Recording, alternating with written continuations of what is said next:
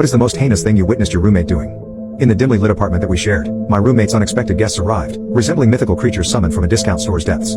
They were indulgent beings, their presence permeating the room with an air of neglect and decay. The limited air within the apartment grew heavy with the unmistakable odor of unwashed bodies as if time had forsaken their fatigued frames for weeks on end.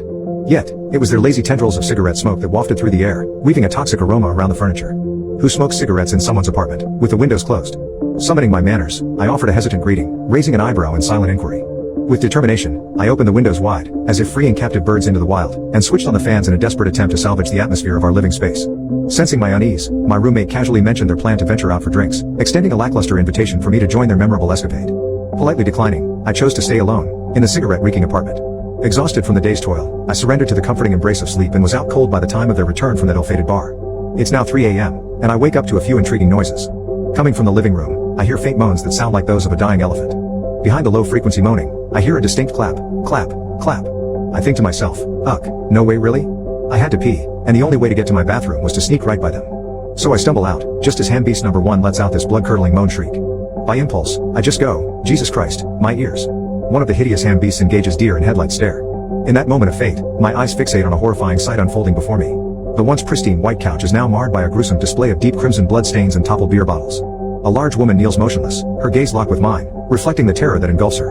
Her widened eyes mirror the growing fear within my own soul. Meanwhile, my roommate remains oblivious, his reckless strokes persisting in a discordant rhythm.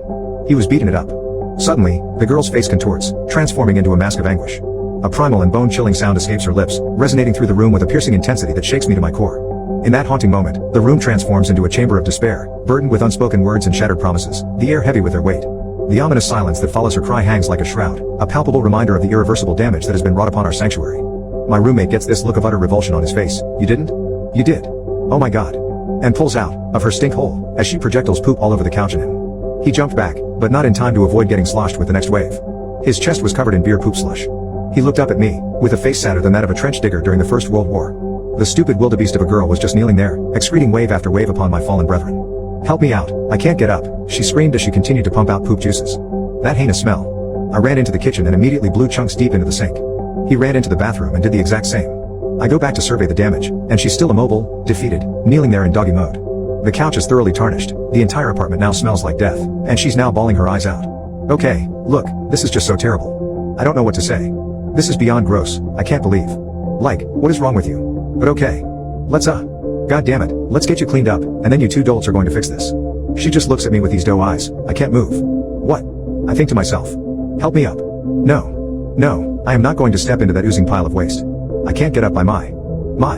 She teeters under her weight, and falls sideways off the couch, into the pool of her own poop juices. My roommate reappears at this point and I just look at him, making a few unintelligible groans.